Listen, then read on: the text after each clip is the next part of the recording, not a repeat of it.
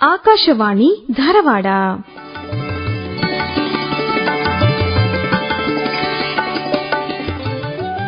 ಕಾರ್ಯಕ್ರಮ ಸಾಹಿತ್ಯ ಸೌರಭ.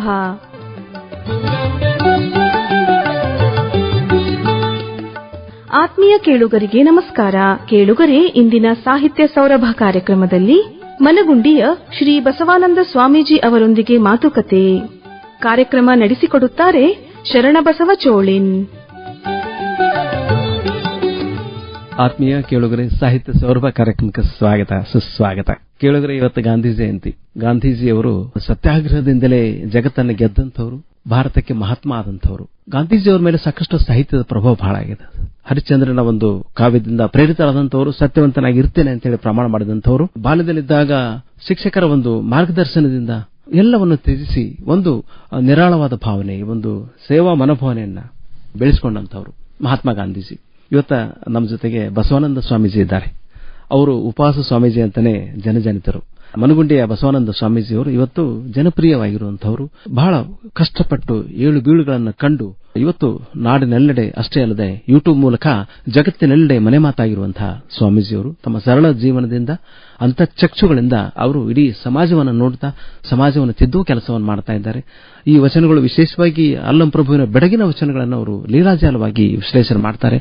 ನಮ್ಮ ಬಸವಾನಂದ ಸ್ವಾಮೀಜಿ ಯಾವುದಕ್ಕೂ ಸೈ, ಆಡಮುಟ್ಟದ ಗಿಡವಿಲ್ಲ ಮತ್ತು ನಮ್ಮ ಬಸವಾನಂದ ಸ್ವಾಮೀಜಿ ಕೈಯಾಡಿಸಿದ ಸಾಹಿತ್ಯದ ಕ್ಷೇತ್ರವಿಲ್ಲ ಅನ್ನೋ ತರ ಕನ್ನಡ ಸಾಹಿತ್ಯವನ್ನು ಸಾಕಷ್ಟು ಅರ್ಥ ಮಾಡಿಕೊಂಡಂತವರು. ಕನ್ನಡ ಸಾಹಿತ್ಯ ಪರಂಪರೆ ತುಂಬಾ ಶ್ರೀಮಂತವಾಗಿರುವಂತದ್ದು. ಒಂದು 1500-2000 ವರ್ಷಗಳ ಇತಿಹಾಸ ನಮ್ಮ ಕನ್ನಡ ಭಾಷೆಗಿದೆ. ವಿಶೇಷವಾಗಿ ಪಂಪನಿಂದ ಆರಂಭವಾದಂತಹ ಒಂದು ಕಾವ್ಯಲೋಕ ಇವತ್ತಿಗೂ ಕೂಡ ನಿರರ್ಗಳವಾಗಿ ಮುಂದುವರಿತಾ ಇದೆ. ಆ ಒಂದು ಸಾಹಿತ್ಯಿಕ ಇತಿಹಾಸವನ್ನು ಅರಿಯುವಂಥದ್ದೇ ನಮಗೊಂದು ರೋಮಾಂಚನವನ್ನು ಉಂಟು ಮಾಡುತ್ತದೆ ಮತ್ತು ನಮ್ಮಲ್ಲಿ ಒಂದು ಕನ್ನಡ ಬಗೆಗಿನ ಅಪರಿಮಿತ ಪ್ರೇಮ ಭಾವನೆಯನ್ನು ಹುಟ್ಟಾಕ್ತದೆ. ಗಾಂಧಿ ಜಯಂತಿ ಈ ಸಂದರ್ಭದೊಳಗೆ ನಮ್ಮ ಬಸವಾನಂದ ಸ್ವಾಮೀಜಿ ಅವರನ್ನ ನಿಮ್ಮೆಲ್ಲರ ಪರವಾಗಿ ಸಾಹಿತ್ಯ ಸೌರಭ ಕಾರ್ಯಕ್ರಮಕ್ಕೆ ಸ್ವಾಗತ ಮಾಡ್ತಾ ಇದ್ದೀವಿ. ನಮಸ್ಕಾರ ಸ್ವಾಮೀಜಿ, ನಿಮಗೆ ಸ್ವಾಗತ, ಸುಸ್ವಾಗತ.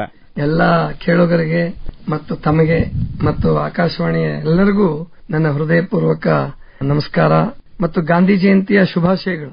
ಹೌದು, ಗಾಂಧಿ ಜಯಂತಿ ನೋಡಿ, ಕಾಕತಾಳೀಯ ಗಾಂಧೀಜಿಯವರಿಗೆ ಉಪವಾಸ ಅನ್ನೋದು ಒಂದು ಶಕ್ತಿಯಾಗಿತ್ತು. ಅದರ ಮೂಲಕ ಅವರು ಸತ್ಯಾಗ್ರಹವನ್ನು ಯಶಸ್ವಿಯಾಗಿ ಮಾಡ್ಲಿಕ್ಕಾಯ್ತು. ಅಂದ್ರೆ ಒಂದು ಉದಾಹರಣೆ ನಾವು ಹೇಳಬೇಕು ಅಂದ್ರೆ ಕಾಕತಾಳೀಯ ಆಗಿದೆ. ತಾವು ಕೂಡ ಉಪವಾಸ ಸ್ವಾಮಿ ಅಂತಾನೆ ತುಂಬಾ ಜನಜನಿತರಾದಂತವರು.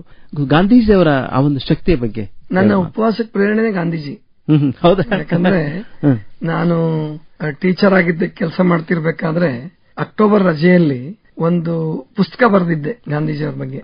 ಅಂದ್ರೆ ನಾನ್ ಬರ್ದಿದ್ದಲ್ಲ, ಅದು ಬೇರೆಯವ್ರು ಬರ್ದದಂತದನ್ನ ಬ್ರೈಲ್ಗೆ ನಾನು ತರ್ಜಮೆ ಮಾಡಿದ್ದೆ.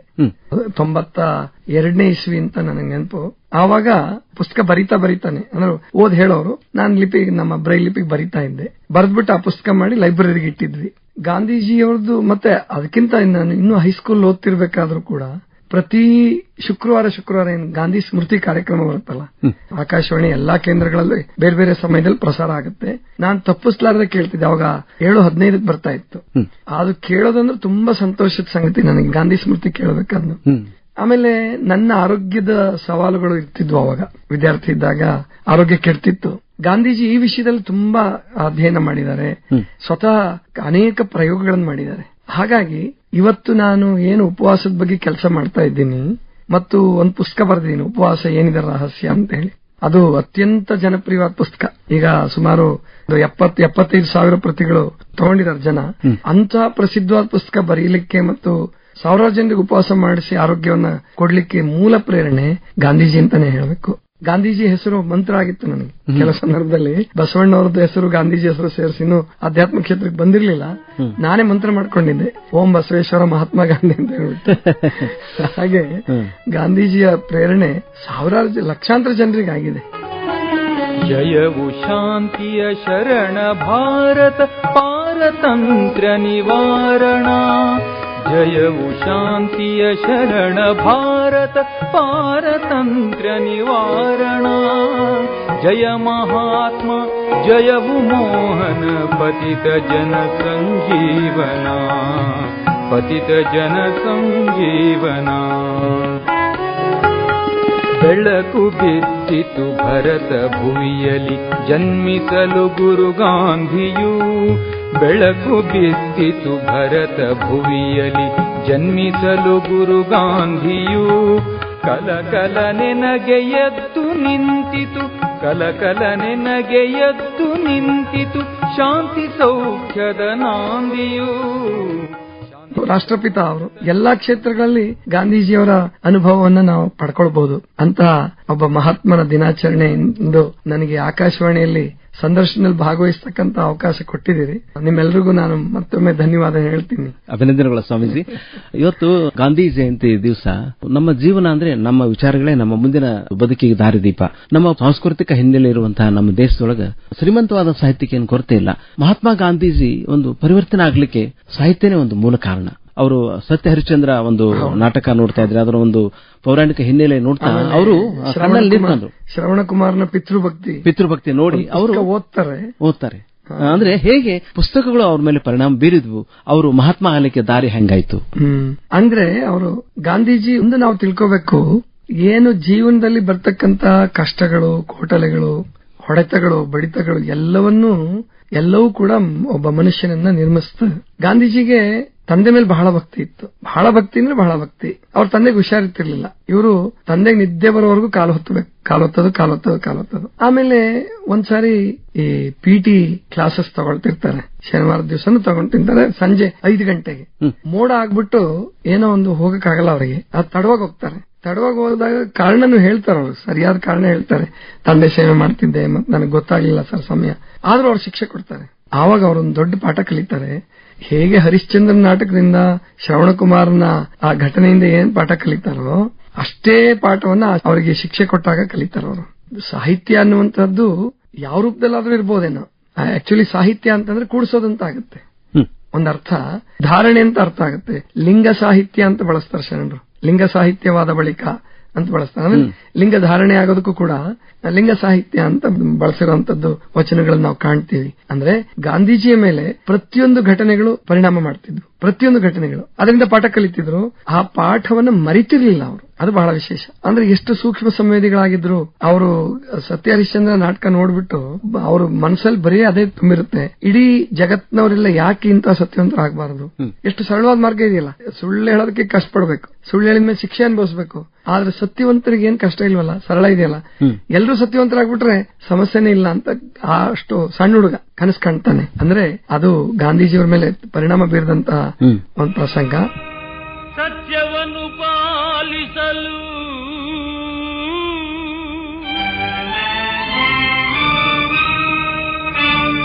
ಸಾಮ್ರಾಜ್ಯದ ನಗೈದು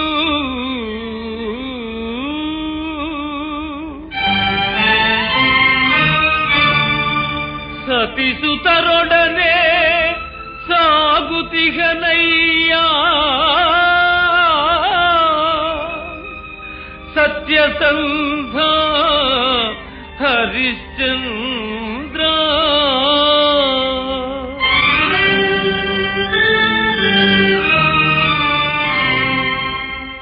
ಇನ್ನೊಂದು ಪ್ರಸಂಗ ಈ ಸಂದರ್ಭದಲ್ಲಿ ಜ್ಞಾಪಿಸ್ಕೊಂತೀನಿ ನಾನು. ಏನಂದ್ರೆ ಈ ಹೈಸ್ಕೂಲ್ ನಲ್ಲಿ ಗಾಂಧೀಜಿ ಓದ್ತಿರ್ತಾರೆ ಅಥವಾ ಹೈಸ್ಕೂಲ್ ಮುಗಿತಾ ಬಂದಿರುತ್ತೆ. ಕೆಲವು ಸ್ನೇಹಿತರು ಏನ್ ಹೇಳ್ತಾರೆ, ಈ ಬ್ರಿಟಿಷ್ ವಿರುದ್ಧ ಹೋರಾಟ ಮಾಡ್ಬೇಕಾದ್ರೆ ನಾವು ಶಕ್ತಿಶಾಲಿಗಳಾಗಬೇಕು. ನಾವು ಶಕ್ತಿಶಾಲಿಗಳಾಗದೆ ಹೋದ್ರೆ ಬ್ರಿಟಿಷರನ್ನ ಎದುರಿಸಕ್ಕಾಗಲ್ಲ. ಕೆಲವರೆಲ್ಲ ಪುಸ್ಲಾಯಿಸ್ತಾರೆ. ಗಾಂಧೀಜಿ ಕೂಡ ಒಪ್ಕೊಂಡು ಆಡಿನ ಮಾಂಸ ತಿಂದಿರ್ತಾರೆ ಅವರು. ಅವತ್ ಕನ್ಸಲ್ಲಿ ಆ ಆಡು ಚೀರ್ದಂಗೆ ಹರಿಸ್ದಂಗೆ ಬರೇ ಕನ್ಸಲ್ಲಿ ಇದೆ ಕಾಣಿಸ್ತಾವ. ಅವತ್ತಿನಿಂದ ಜೀವನದಲ್ಲಿ ಅದೇ ಫಸ್ಟ್ ಅಂಡ್ ಲಾಸ್ಟ್, ಅದೇ ಮೊದಲನೇ ಸಾರಿ ಅವ್ರ ಮಾಂಸ ತಿಂದಿದ್ದು. ಎಂದೂ ಮಾಂಸ ತಿನ್ಲಿಲ್ಲ ಅವರು. ಆಮೇಲೆ ಆಹಾರದ ಬಗ್ಗೆ ಬಹಳ ದೊಡ್ಡ ಸಂಶೋಧನೆಯನ್ನು ಅವರು ಮಾಡ್ತಾರೆ. ಮೈ ಎಕ್ಸ್ಪೆರಿಮೆಂಟ್ ವಿತ್ ಟ್ರೂತ್ ಏನ್ ಆ ಪುಸ್ತಕ ಇದೆಯಲ್ಲ, ಸತ್ಯಾನ್ವೇಷಣೆ ಪುಸ್ತಕ. ಗಾಂಧಿ ಸ್ಮೃತಿಯಲ್ಲಿ ಆ ಪುಸ್ತಕನೇ ಓದೋದು. ಆ ಪುಸ್ತಕ ಓದ್ತಿರ್ತಿರಲ್ಲ, ಆಹಾರದ ವಿಷಯದಲ್ಲೂ ಕೂಡ ಅದ್ರಲ್ಲಿ ಬಹಳಷ್ಟು ಬರೆದಿದ್ದಾರೆ. ಹೌದು, ಅದನ್ನ ನಾವು ಅರ್ಥ ಮಾಡ್ಕೋಬೇಕು. ಬಹಳ ಅದ್ಭುತವಾದಂತಹ ಪುಸ್ತಕ ಅದು. ಬಸವಾನಂದ ಸ್ವಾಮೀಜಿ, ತಮ್ಮ ಮೇಲೆ ಗಾಂಧೀಜಿಯವರ ಪ್ರಭಾವ ಕೇಳಿ ನಾವು ಬಹಳ ಅಂದ್ರೆ ಇಷ್ಟು ಗೊತ್ತಿಲ್ಲದೆ ವಿಷಯಗಳನ್ನು ತಾವು ಹೇಳಿದ್ರಿ. ನಮಗೆ ಗಾಂಧೀಜಿಯವರ ಮೇಲೆ ಪ್ರಭಾವ ಬೀರಿದಂತಹ ಒಂದು ಸಾಹಿತ್ಯ ಏನಿದೆಯಲ್ಲ, ಅದು ಅವರ ಜೀವನದ ದಿಕ್ಕನ್ನೇ ಬದಲಿಸಿತು. ಅಂದ್ರೆ ಅದರ ಅರ್ಥ ಸಾಹಿತ್ಯ ನಾವು ಅದರ ಒಳಗೊಳ್ಳುವಿಕೆ ನಾವು ಮಾಡಿಕೊಂಡ್ರೆ ನಮ್ಮ ಜೀವನದ ದಿಕ್ಕನ್ನು ಕೂಡ ಅದು ಬದಲಾಯಿಸಬಲ್ಲದು. ಸಾಹಿತ್ಯದ ಅಭಿರುಚಿ ನಮಗೆ ಬೇಕು. ಇವತ್ತು ಕನ್ನಡ ಸಾಹಿತ್ಯ ಬಹಳ ಶ್ರೀಮಂತವಾಗಿರುವಂತದ್ದು, ಶಾಸ್ತ್ರೀಯ ಸ್ಥಾನಮಾನವನ್ನು ಪಡೆದದ. ನೋಡ್ರಿ, ಹಳೆಗನ್ನಡ ಸಾಹಿತ್ಯವನ್ನು ನೋಡಿದ್ರೆ ಜೈನ ಸಾಹಿತ್ಯದ ಒಂದು ಶ್ರೀಮಂತಿಕೆ ನೋಡ್ತಾ ಇದ್ರಿ. ಪಂಪನ ಒಂದು ಆರಂಕುಶ ಬಿಟ್ಟೊಡಂ ನೆನವುದೆನ್ನ ಮನೆ ಬನವಾಸ ದೇಶಮಮ್ಮ ಅಂತ ಹೇಳ್ಬೇಕಿದ್ರೆ ಅದೆಂಥ ಒಂದು ರೋಮಾಂಚನ ಆಗುತ್ತೆ. ಅಂದ್ರೆ ನಮ್ಮ ನಾಡು ಎಷ್ಟು ಶ್ರೀಮಂತವಾಗಿದೆ, ನಮ್ಮ ಭಾಷೆ ಎಷ್ಟು ಹಿರಿದಾಗಿದೆ ಅನ್ನೋದನ್ನ ಬಹಳ ವಿಸ್ತೃತವಾಗಿ ಹೇಳ್ತಾರೆ. ಅವರ ಒಂದು ಕಾವ್ಯಗಳನ್ನ ಗಮಕಿಗಳ ಬಾಯಲ್ಲಿ ಕೇಳೋದೇ ಬಹಳ ಸೊಗಸು. ಹಳೆಗನ್ನಡ ಸಾಹಿತ್ಯ ಹೇಗೆ ತಮ್ಮ ಮೇಲೆ ಪ್ರಭಾವ ಬೀರಿದೆ ಬಸವಾನಂದ ಸ್ವಾಮೀಜಿ? ನನಗೆ ಹಳೆಗನ್ನಡ ಸಾಹಿತ್ಯ ಅಂದ್ರೆ ಕಾಲೇಜಲ್ಲಿ ಪಾಠ ಮಾಡಬೇಕಾದ್ರೆ ಒಂದು 2-3 ಪ್ರಸಂಗಗಳು ನೆನಪಿದೆ. ಅಂದ್ರೆ ನಾವು 9th 10th ಅಲ್ಲಿ ಹೋಗ್ತಿರ್ಬೇಕಾದ್ರೆ 1-2 ಹಳೆಗನ್ನಡದ ಪಾಠ ಇರ್ತಿದ್ವು. ಮೊಲಂ ಸಿಂಹಮಂ ಕೊಂದ ಕತೆ ಅಂತ ಇರುತ್ತೆ. ಅದೇನು ನೀರಿನ ಪ್ರತಿಬಿಂಬ ತೋರಿಸ್ಬಿಟ್ಟು ಆಮೇಲೆ ನಮ್ಮ ಗಂಗಾಧರೇಶ್ವರ ಮಡಿವಾಳೇಶ್ವರ ತುರುಮರಿ ಅಂತ ನಮಗೆ ಅವಾಗ ಅದೊಂದು ಹೆಸರು ಬಹಳ ತಮಾಷೆ ಕಾಣಿಸೋದು. ಅಂದ್ರೆ ನಮಗೆ 3 ಹೆಸರು ಇಟ್ಕೊಳ್ಳೋದು ನಮ್ ಮೈಸೂರಲ್ಲಿ ಓದುವಾಗ ನಮಗೆ ಗೊತ್ತಿಲ್ಲ. ಅದು ಆ ಕಡೆ ಇನ್ಶಿಯಲ್ ಪದ್ಧತಿ ಇರುತ್ತೆ. ಆವಾಗ ಅವ್ರದ್ದು ಕೂಡ ಒಂದು ಪಾಠ ಇತ್ತು ನಮಗೆ ಸಾಹಿತ್ಯದಲ್ಲಿ, ಹಳೆಗನ್ನಡ ಸಾಹಿತ್ಯದಲ್ಲಿ. ಆಮೇಲೆ ಕಾಲೇಜಿಗೆ ಬಂದ್ಮೇಲೆ ರಾಘವಾಂಕನ ಸತ್ಯ ಹರಿಶ್ಚಂದ್ರ ಅದು ಒಂದು ಪಾಠ ಇಟ್ಟಿದ್ದು. ಪುರದ ಪುಣ್ಯಂ ಆ ಪದ್ಯ ಅಂತ ಕಾಣುತ್ತದೆ. ಪುರದ ಪುಣ್ಯಂ ಪುರುಷ ರೂಪಿಂದ ಹೋಗುತ್ತಿದೆ ಅಂತ ಹೇಳಿ ಇವೆಲ್ಲ ಪರಿಣಾಮ ಮಾಡಿರ್ತಕ್ಕಂಥದ್ದು. ನನಗೆ ಹಳೆಗನ್ನಡ ಸಾಹಿತ್ಯಕ್ಕಿಂತ ಹೆಚ್ಚು ನನ್ನ ಜೀವನವನ್ನು ರೂಪಿಸಿರ್ತಕ್ಕಂಥದ್ದು ವಚನ ಸಾಹಿತ್ಯ. ಬಸವಣ್ಣವರ ನೇತೃತ್ವದಲ್ಲಿ ಇಡೀ ವಿಶ್ವದಲ್ಲಿ ಒಂದು ದೊಡ್ಡ ಕ್ರಾಂತಿ ಅಥವಾ ಅಪರಿಚಿತ ಅಂದ್ರೆ ಇನ್ನೂ ಜಗತ್ತಿಗೆ ಅಷ್ಟೊಂದು ಚೆನ್ನಾಗಿ ಪರಿಚಯ ಇಲ್ಲದಿರ್ತಕ್ಕಂತಹ ಒಂದು ವಿಶೇಷವಾದ ಕ್ರಾಂತಿ ನಮ್ಮಲ್ಲಿ ನಡೆದಿದೆ.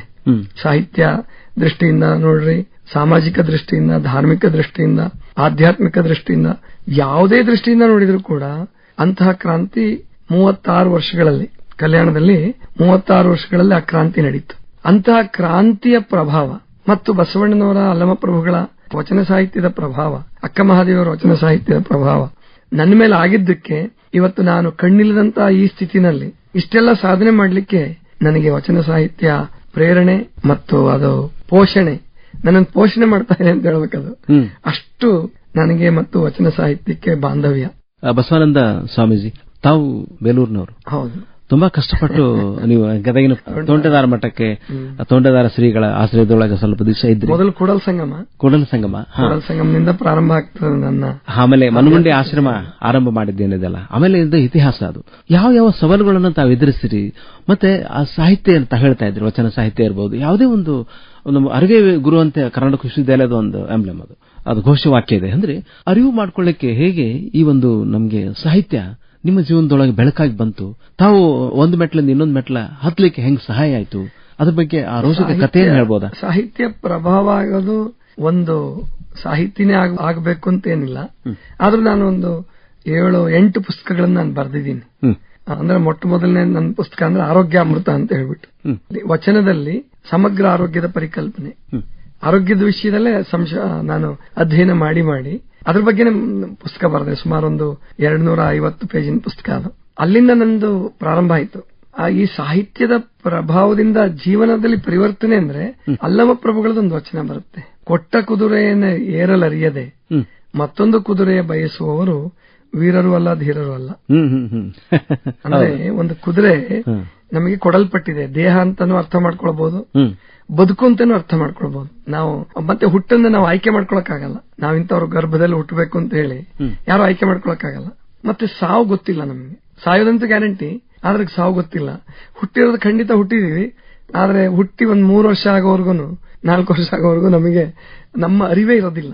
ಅಂದ್ರೆ ಇಷ್ಟು ಗುಟ್ಟಾಗಿ ಪರಮಾತ್ಮ ನಮಗೆ ಈ ಬದುಕನ್ನು ಕುದುರೆ ಕೊಟ್ಬಿಡ್ತಾನೆ, ಅಥವಾ ಈ ದೇಹ ಅನ್ನೋದನ್ನ ಕೊಟ್ಬಿಡ್ತಾನೆ. ಇದನ್ನ ಬಳಸ್ಕೊಂಡು ಹೇಗೆ ನಮ್ಮ ಬದುಕನ್ನು ರೂಪಿಸ್ಕೊಳ್ತೀವಿ, ಆನಂದ ಪಡಿತೀವೋ, ದುಃಖ ಪಡಿತೀವೋ, ಏನು ಒಳ್ಳೆಯವರಾಗ್ತೀವೋ, ಕೆಟ್ಟವರಾಗ್ತೀವೋ, ಅದೇನಿದೆಯೋ ಅದೆಲ್ಲದಕ್ಕೂ ಸ್ವಾತಂತ್ರ್ಯ ಕೊಟ್ಬಿಟ್ಟಿದ್ದಾನೆ ದೇವರು.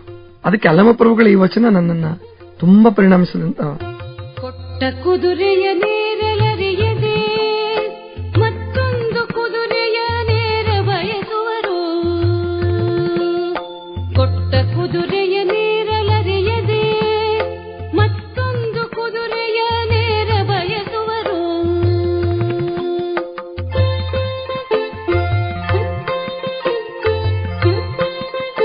ನೆರೆ 3 ಲೋಕವೆಲ್ಲವೂ ಹಲ್ಲಣವ ಹೊತ್ತು ಕೊಟ್ಟು ತೊಳಲುತ್ತ ಇದ್ದಾರೆ, ಹಲ್ಲಣವ ಹೊತ್ತು ಕೊಟ್ಟು ತೊಳಲುತ್ತ ಇದ್ದಾರೆ.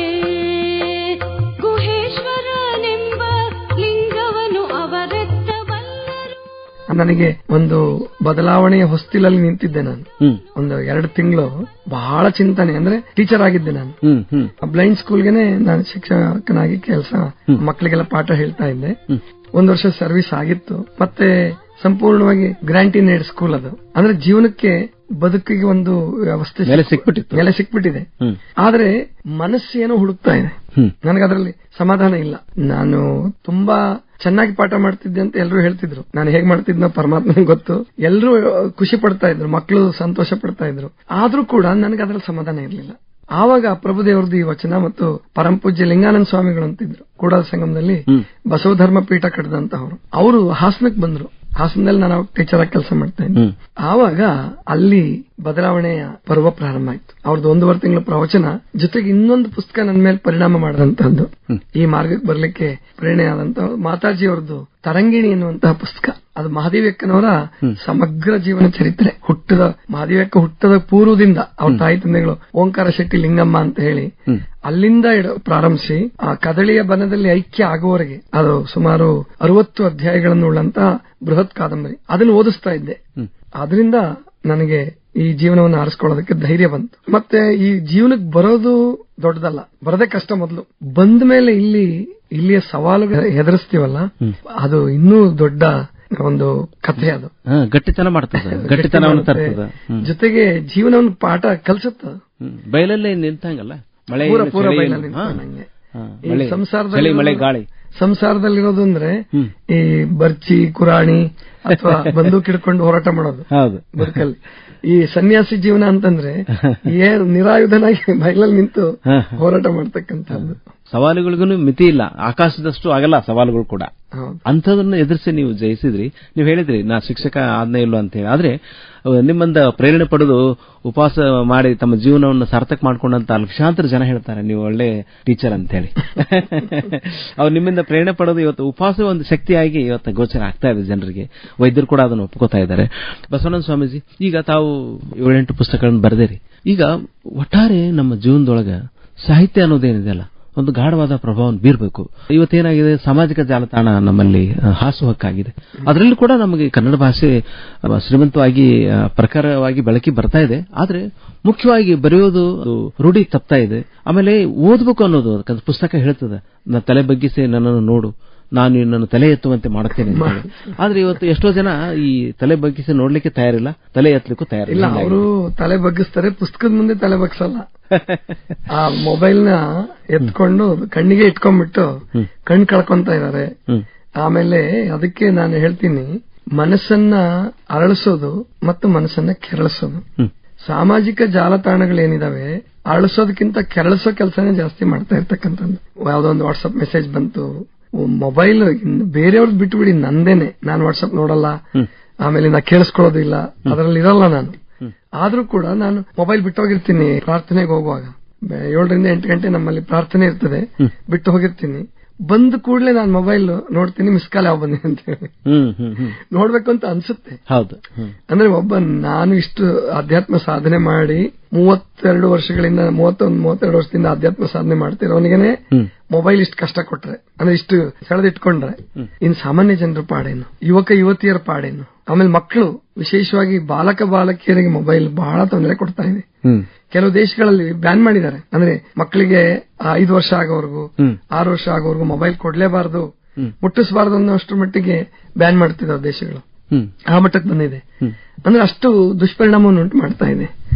ಪುಸ್ತಕ ಓದೋದು ಇದೆಯಲ್ಲ ಯೋಗ, ಅದು ಜಾಲತಾಣಗಳು ನೋಡೋದು ರೋಗಕ್ಕೆ ತಗೊಂಡೋಗುತ್ತೆ. ನಿಮ್ಮನ್ನ ಕಣ್ಣನ್ನು ಕೆಡಿಸುತ್ತೆ, ಮನಸ್ಸನ್ನು ಕೆಡಿಸುತ್ತೆ, ಎಷ್ಟೋ ಜನ ಜೀವನ ಕೆಡಿಸ್ಬಿಟ್ಟಿದೆ. ಆದ್ರಿಂದ ದಯಮಾಡಿ ಪುಸ್ತಕಗಳನ್ನು ಓದೋದು ರೂಢಿ ಮಾಡ್ಕೊಳ್ಳಿ. ನಿಮಗೆ ತುಂಬಾ ಅಂದ್ರೆ ಈ ಮಿರ್ಚಿ ಬಜ್ಜಿ ತರ ಅಂತದ್ದು ಕಥೆ ಪುಸ್ತಕಗಳು ಅಂತದ್ದೇ ಓದಕ್ ಶುರು ಮಾಡಿ. ಮೊದಲು ಅಲ್ಲಿಂದಾನೇ ಶುರು ಮಾಡ್ಕೊಳ್ಳಿ. ನೀವು ಕಷ್ಟವಾದ ಸಾಹಿತ್ಯ ಓದಕ್ ಹೋಗಿ ಸಾಹಿತ್ಯದಿಂದ ದೂರ ಆಗ್ತೀರಿ ಬಹಳ ಜನ. ಹಂಗ್ ಮಾಡಬೇಡಿ. ಓದೋದು ಕೂಡ ಒಂದು ರೂಢಿಸ್ಕೋಬೇಕಾದ್ರೆ ಹೆಂಗೆ ನಾವು ಮಕ್ಕಳಿಗೆ ಅಂಗನವಾಡಿಯಿಂದ ಶಿಕ್ಷಣ ಕೊಡ್ತೀವಿ, ಹಾಗೆ ಸಾಹಿತ್ಯ ವಿದ್ಯಾರ್ಥಿ ಆಗ್ಬೇಕಾದ್ರೆ ನೀವು ಸಾಹಿತ್ಯಾಸಕ್ತಿಯನ್ನು ಬೆಳೆಸ್ಕೋಬೇಕಾದ್ರೆ ಇಷ್ಟವಾದ ಪುಸ್ತಕಗಳನ್ನೇ ಓದಿ. ಆದ್ರೆ ಮೊಬೈಲ್ ಅಲ್ಲಿ ಓದ್ಬೇಡಿ. ನಿಮಗೆ ಮನಸ್ಸಿಗೆ ಆನಂದ ಆಗುತ್ತೆ, ಮನಸ್ಸು ಅರಳುತ್ತೆ. ಬಸವಾನಂದ ಸ್ವಾಮೀಜಿ, ಬಹಳ ಸಂತೋಷ ಆಯ್ತು ನಿಮ್ ಜೊತೆಗೆ ಈ ಒಂದು ಸಾಹಿತ್ಯ ಸೌರಭದೊಳಗೆ ನಾವು ಕಳೆದು ಹೋಗ್ಬಿಟ್ಟಿದ್ವಿ. ವಿಶೇಷವಾಗಿ ಇವತ್ತು ಗಾಂಧಿ ಜಯಂತಿ ಬೇರೆ. ಅಂದ್ರೆ ಮಹಾತ್ಮ ಗಾಂಧೀಜಿ ಅವರ ಪ್ರೇರಣೆ ನಮಗೆ ಆಗ್ಬೇಕು ಅಂದ್ರೆ ಅವರ ಬಗೆಗಿನ ಪುಸ್ತಕ, ಅವರು ಬರೆದಂತಹ ಪುಸ್ತಕ, ಅವರ ಮೈ ಎಕ್ಸ್ಪೀರಿಯನ್ಸ್ ವಿತ್ ಟ್ರೂತ್, ಇವನ್ನೆಲ್ಲ ಅಂದ್ರೆ ಓದೋದನ್ನ ನಾವು ಇತಿಹಾಸವನ್ನ ನಮ್ಮ ಗತಕಾಲದ ವೈಭವವನ್ನು ನಾವು ನೋಡ್ಕೊಳ್ಳಿಕ್ಕೆ ಒಮ್ಮೆ ತಿರುಗಿ ನೋಡ್ಲಿಕ್ಕೆ ಸಾಧ್ಯ. ಎಂಥ ಒಂದು ರೋಮಾಂಚಕ ಹೋರಾಟ ಇದೆ, ಎಂಥ ಒಂದು ಹೋರಾಟದ ಪ್ರವೃತ್ತಿ ನಮ್ಮಲ್ಲಿ ಸ್ವಾತಂತ್ರ್ಯ ಪೂರ್ವ ಇತ್ತು, ಎಂತೆಂಥ ನಾಯಕರು ನಾವು ನೋಡಿದ್ವಿ. ಮತ್ತೆ ಅದು ಜನಸಾಮಾನ್ಯರ ಮೇಲೆ ಗಾಂಧೀಜಿ ಮತ್ತೆ ಉಳಿದಂತ ಜವಾಹರ್ಲಾಲ್ ನೆಹರು ಆಗಿರ್ಬೋದು, ಸುಭಾಷ್ ಚಂದ್ರ ಬೋಸ್ ಆಗಿರ್ಬೋದು, ಅಂತ ಧೀಮಂತ ನಾಯಕರು ಯಾವ ರೀತಿ ಪ್ರಭಾವ ಬೀರಿದಾರ ಅದನ್ನು ನಾವು ಅರ್ಥ ಮಾಡ್ಕೊಳ್ಳಿಕ್ಕೆ ಸಾಧ್ಯ ಆಗುತ್ತೆ. ಈ ಒಂದು ಸಂದರ್ಭದೊಳಗೆ ಕೊನೆಗೆ ಒಂದೆರಡು ಮಾತು, ಹೇಗೆ ಒಂದು ಹಿರಿಯ ಸ್ವಾತಂತ್ರ್ಯ ಹೋರಾಟಗಾರ ನೆನಪೇನಿದೆಯಲ್ಲ, ಗಾಂಧೀಜಿ ಹುಡ್ಕೊಂಡು ನಮ್ಮ ಜೀವನಕ್ಕೆ ಒಂದು ದಾರಿದೀಪವಾಗಬಲ್ಲದು. ನಾನೀಗ ಎಲ್ರಿಗೂ ಹೇಳೋದೇನೆಂದ್ರೆ, ಭಕ್ತಿ ಎನ್ನುವಂತಹದ್ದೇನಿದೆಯಲ್ಲ, ಭಕ್ತಿ ವಿಶಾಲಗೊಳ್ಳಲಿ. ದೇವರ ಭಕ್ತಿ ದೇಶಭಕ್ತಿಯಾಗಿ ಪರಿಣಮಿಸಬೇಕು ಅಂತ ಹೇಳೋದು ನಾನು. ದೇವ್ರ ಭಕ್ತಿ ಮಾಡಿ, ನಿಮ್ಮ ಕುಲ, ಮನೆ ದೇವರು, ಕುಲ ದೇವರು ಏನಿದೋ ಅದನ್ನ ಮಾಡಿ, ಬೇಡ ಅಂತ ಹೇಳೋದಿಲ್ಲ. ಅದು ಮಾಡದೆ ಹೋದ್ರೂ ನುಕ್ಸಾನ್ ಆಗೋದಿಲ್ಲ, ದೇವರೇನ್ ಸಿಟ್ಟಾಗೋದಿಲ್ಲ. ಆದ್ರೆ ದೇಶಭಕ್ತಿ ಎಲ್ಲರೂ ಅಳವಡಿಸ್ಕೋಬೇಕು. ಯಾಕೆಂದ್ರೆ ಇವತ್ತು ದೇಶದ ಹೆಸರಿನಲ್ಲಿ ನಾನು ದುಡಿದ್ರೆ ಅದ್ರಲ್ಲಿ ನನ್ನ ಉದ್ಧಾರನೂ ಇದೆ, ದೇಶದ ಉದ್ಧಾರನೂ ಇದೆ. ಅಂದ್ರೆ ನಾನು ದೇಶಕ್ಕಾಗಿಂತ ದುಡಿದ್ರೆ ನನ್ನ ಉದ್ಧಾರವೂ ಕೂಡ ಅದ್ರಲ್ಲಿ ಆಗ್ತದೆ. ಆದ್ರೆ ಸ್ವಾರ್ಥಿಯಾಗಿ ನನ್ನ ಉದ್ಧಾರ ಮಾಡ್ಕೊಳಕ್ ಹೋಗಿ ಭ್ರಷ್ಟಾಚಾರಿಯಾಗಿ ದೇಶವನ್ನು ಕಡೆಗಣಿಸಿದ್ರೆ ಅದ್ರಲ್ಲಿ ನನ್ನ ಹಾಳಾಗತಕ್ಕಂಥದ್ದಿದೆ. ಎಷ್ಟೋ ಜನ ಜೈಲ್ಗೆ ಹೋಗ್ಬೇಕಾಗತ್ತೆ. ಯಾಕೆ ಅಂದ್ರೆ ದೇಶವನ್ನ ಕಡೆಗಣಿಸಿದ್ರಿಂದ. ದೇಶಭಕ್ತಿಯನ್ನು ಅಳವಡಿಸ್ಕೊಳ್ಳೋಣ. ದೇಶ ನನ್ನ ತಾಯಿ. ನಮ್ಮ ಸ್ವಾತಂತ್ರ್ಯ ಹೋರಾಟಗಾರರು ಜೀವನ ಕೊಟ್ಟಿದ್ದು, ಜೀವ ಬಲಿದಾನ ಮಾಡ್ಕೊಂಡಿದ್ದು ಇದಕ್ಕೋಸ್ಕರ. ಕೋಟ್ಯಂತರ ಸಂಖ್ಯೆಯಲ್ಲಿ, ಲಕ್ಷ ಸಂಖ್ಯೆ ಅಲ್ಲ, ಕೋಟಿ ಸಂಖ್ಯೆಯಲ್ಲಿ ಬಲಿದಾನ ಮಾಡ್ಕೊಂಡಿದ್ದಾರೆ. ಅಂತಹವ್ರದ್ದೆಲ್ಲ ಸಾರ್ಥಕ ಆಗ್ಬೇಕಾದ್ರೆ ಪ್ರತಿಯೊಬ್ಬರು ದೇಶಭಕ್ತಿಯನ್ನು ಅಳವಡಿಸ್ಕೊಳ್ಬೇಕು. ಅಳವಡಿಸ್ಕೊಂಡು ನೀವು ಯಾವ ಕ್ಷೇತ್ರದಲ್ಲಿದ್ದೀರೋ, ಇಂಜಿನಿಯರ್ ಇರಿ, ಡಾಕ್ಟರ್ ಇರಿ, ಅಥವಾ ವಿಜ್ಞಾನಿಗಳಿರಿ, ಸಂಗೀತಗಾರರಿರ್ರಿ, ಯಾರು ರೈತರಿರ್ರಿ, ಯಾರೇ ಇದ್ರು ಕೂಡ ನಾನು ಕೃಷಿ ಮಾಡೋದು ದೇಶಕ್ಕಾಗಿ, ಇದನ್ನ ರೈತ ರೂಢಿಸ್ಕೋಬೇಕು. ನಾನಿವತ್ತು ಹೊಲಕ್ಕೆ ಹೋಗೋದು, ಬೇಗ ಎದ್ದು ಹೊಲಕ್ಕೆ ಹೋಗ್ಬೇಕು, ನಾನು ಹೋಗದೆ ಹೋದ್ರೆ ನನ್ನ ದೇಶಕ್ಕೆ ನನ್ನ ಕೊಡುಗೆ ತಪ್ಪು ಹೋಗ್ಬಿಡುತ್ತೆ. ಈ ಭಾವನೆಯನ್ನು ಪ್ರತಿಯೊಬ್ಬರು ಬೆಳೆಸ್ಕೋಬೇಕು. ಹಾಗೆ ಬೆಳೆಸ್ಕೊಂಡಾಗ ನಾವು ಪರಿಸರ ಕೆಡಿಸಲ್ಲ. ದೇಶಭಕ್ತಿನಲ್ಲಿ ಪರಿಸರ ಪ್ರಜ್ಞೆ ಇದೆ, ದೇಶಭಕ್ತಿನಲ್ಲಿ ಪ್ರಾಮಾಣಿಕತೆ ಇದೆ, ದೇಶಭಕ್ತಿನಲ್ಲಿ ಭ್ರಷ್ಟಾಚಾರ ರಹಿತವಾಗಿ ಬದುಕ್ತಕ್ಕಂಥ ಸರಳ ಬದುಕಿದೆ. ಗಾಂಧೀಜಿ ಜಯಂತಿ ದಿವಸ ನಾವೆಲ್ಲರೂ ಸಂಕಲ್ಪ ಮಾಡಬೇಕು, ಸರಳವಾಗಿ ಬದುಕೋಣ. ಆಮೇಲೆ ನೀರನ್ನ ವ್ಯರ್ಥ ಮಾಡೋದು ಬೇಡ, ಮತ್ತು ಪ್ಲಾಸ್ಟಿಕ್ ಅನ್ನ ಉಪಯೋಗಿಸೋದು ಸಾಧ್ಯವಾದಷ್ಟು ಮಟ್ಟಿಗೆ ಕಡಿಮೆ ಮಾಡಿ. ಹೀಗೆ ಗಾಂಧೀಜಿಗೆ ಕೊಡುಗೆ ಕೊಡಬೇಕಾದ್ರೆ ನೀವು ಯಾವ ರೂಪದಲ್ಲಾದ್ರೂ ಕೊಡಬಹುದು. ಸ್ವಾತಂತ್ರ್ಯ ಹೋರಾಟಗಾರರಿಗೆ ನೀವು ಯಾವ ರೂಪದಲ್ಲಾದ್ರೂ ಋಣ ತೀರಿಸಬಹುದು. ನಿಮ್ ಬದುಕನ್ನು ಹಸನು ಮಾಡ್ಕೊಳ್ಳಿ ಚೆನ್ನಾಗಿ. ಆದ್ರೆ ದೇಶದ ಹೆಸರಿನಲ್ಲಿ ನಾವು ದುಡಿಯೋಣ, ನಾವು ಆನಂದವಾಗಿ ಬದುಕೋಣ. ಇನ್ನೊಂದು ಮಾತು ಹೇಳ್ತಿರ್ತೀನಿ ನಾನು, ಸ್ವಾತಂತ್ರ್ಯ ಹೋರಾಟಗಾರರಿಗೆ ತುಂಬಾ ಕಷ್ಟ ಇತ್ತು. ಲಾಠಿ ಎಟ್ ತಿಂತಿದ್ರು, ಜೈಲ್ಗೆ ಹೋಗ್ತಿದ್ರು, ಉಪವಾಸ ಮಾಡ್ತಿದ್ರು. ಕರಿ ನೀರಿನ ಶಿಕ್ಷೆ ಅಂತೂ ಅಂಡಮಾನ್ ನಿಕೋಬಾರ್ದಾಗೆ, ಅದು ನೆನೆಸ್ಕೊಂಡ್ರೆ ಕಣ್ಣೀರ್ ಬರುತ್ತೆ. ಅಂತದ್ದು ಯಾವ ಕಷ್ಟನೂ ಇಲ್ಲ ನಮ್ಗೆ. ವೀರ ಸಾವರ್ಕರ್ ಅವ್ರ ಜೀವನ ನೋಡ್ಬಿಟ್ರೆ ಕಣ್ಣಲ್ಲಿ ನೀರ್ ಬರ್ತದೆ. ಅಂತ ಒಂದು ಯಾವ ಕಷ್ಟ ನಾವು ಅನುಭವಿಸಬೇಕಾಗಿಲ್ಲ. ಇವಾಗ ನಾವು ನಮ್ಮ ಬದುಕನ್ನ ಚೆನ್ನಾಗಿ ಮಾಡ್ಕೊಳ್ಳೋದ್ರ ಜೊತೆಗೆ ರಾಷ್ಟ್ರ ಪ್ರಜ್ಞೆಯನ್ನು ಬೆಳೆಸ್ಕೊಳ್ಳೋಣ. ಆವಾಗ ನಮ್ಮ ಬದುಕು ಹಸನಾಗುತ್ತೆ, ದೇಶಕ್ಕೂ ಒಳ್ಳೆ ಹೆಸರು ಬರುತ್ತೆ. ಇವತ್ತು ವಿಶ್ವಮಟ್ಟದಲ್ಲಿ ಭಾರತ ದೇಶ ತುಂಬಾ ಚೆನ್ನಾಗಿ ಬೆಳೀತಾ ಇದೆ. ಆ ಬೆಳೆಯೋದ್ರಲ್ಲಿ ನನ್ನ ಕೊಡುಗೆ ಏನು ಅಂತ ಪ್ರತಿಯೊಬ್ಬರು ಪ್ರಶ್ನೆ ಮಾಡ್ಕೊಳ್ಳಿ. ಬರೀ ರಾಜಕಾರಣಿಗಳೇ ದುಡಿಬೇಕು, ಬರೀ ಅಧಿಕಾರಿಗಳೇ ದುಡಿಬೇಕು ಅಂತ ಅಲ್ಲ. ಪ್ರತಿಯೊಬ್ಬನು ಭಾರತವನ್ನ ಆರ್ಥಿಕವಾಗಿ, ಆಮೇಲೆ ಸಾಮಾಜಿಕವಾಗಿ ಮತ್ತು ಬಡತನ ನಿರ್ಮೂಲನೆ ಮಾಡೋ ದೃಷ್ಟಿಯಿಂದ ನಾವೆಲ್ಲರೂ ದುಡಿಬೇಕು. ಪ್ರತಿಯೊಬ್ಬರು ಆ ನಿಟ್ಟಿನಲ್ಲಿ ಪಾತ್ರವನ್ನು ವಹಿಸಬೇಕು. ಬಸವಾನಂದ ಸ್ವಾಮೀಜಿ, ಹೃತ್ಪೂರ್ವಕ ಧನ್ಯವಾದಗಳು. ಇವತ್ತು ಸಾಹಿತ್ಯ ಸೌರಭ, ಅದು ಜೀವನ ಸೌರಭ ಅನ್ನೋ ತರ ನಾವು ಒಬ್ಬ ಧೀಮಂತ ವ್ಯಕ್ತಿ ಬಂದು ಬಹಳ ನಮ್ಮ ಕಾರ್ಯಕ್ರಮವನ್ನು ಶ್ರೀಮಂತಗೊಳಿಸಿದ್ದೀರಿ. ಇವತ್ತು ನಮ್ಮೆಲ್ಲ ಆತ್ಮೀಯ ಕೇಳುಗರ ಪರವಾಗಿ, ನಮ್ಮ ಸಾಹಿತ್ಯ ಪ್ರೇಮಿಗಳ ಪರವಾಗಿ ಸಾಹಿತ್ಯ ಸೌರಭ ಕಾರ್ಯಕ್ರಮದಲ್ಲಿ ಭಾಗವಹಿಸಿ ಬಹಳ ವಿಸ್ತೃತವಾದ ಮಾಹಿತಿಯನ್ನ ನಮ್ಮ ಜೊತೆಗೆ ಹಂಚಿಕೊಂಡಿದ್ದೀರಾ. ನಮ್ಮೆಲ್ಲ ಆತ್ಮೀಯ ಶ್ರೋತೃಗಳ ಪರವಾಗಿ ತಮಗೆ 101 ನಮನ, ಶರಣಾರ್ಥಿಗಳು. ಎಲ್ಲರಿಗೂ ಧನ್ಯವಾದಗಳು. ಮತ್ತೊಮ್ಮೆ ಎಲ್ಲರಿಗೂ ಶರಣ. ಇದುವರೆಗೆ ಮನಗುಂಡಿಯ ಶ್ರೀ ಬಸವಾನಂದ ಸ್ವಾಮೀಜಿ ಅವರೊಂದಿಗೆ ಮಾತುಕತೆ ಪ್ರಸಾರವಾಯಿತು. ಕಾರ್ಯಕ್ರಮ ಪ್ರಸ್ತುತಿ ಶರಣಬಸವ ಚೋಳಿನ್. ಪ್ರಸ್ತುತಿ ನೆರವು ರಾಖಿ ಹಾನಗಲ್. ಇದಾಗಿತ್ತು ಇಂದಿನ ಸಾಹಿತ್ಯ ಸೌರಭ.